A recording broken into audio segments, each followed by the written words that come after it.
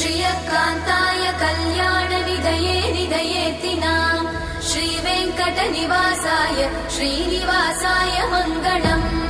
लक्ष्मी सविभ्रमालोकसुभ्रूविभ्रमचक्षुषे चक्षुषे सर्वलोकानां वेङ्कटेशाय मङ्गलम्।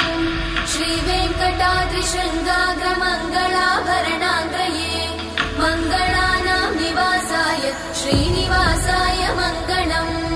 सर्वावयव सौन्दर्य सम्पदा सर्वचेतसां सदा सम्मोहनायास्तु वेङ्कटेशाय मङ्गलम्। नित्याय निरवध्याय सत्यानन्दचिदात्मने सर्वान्तरात्मने श्रीमद् वेङ्कटेशाय मङ्गलम्। स्वतः सर्वविदे सर्वशक्तये सर्वशेषिने सुलभाय सुशीलाय वेङ्कटेशाय मङ्गलम्।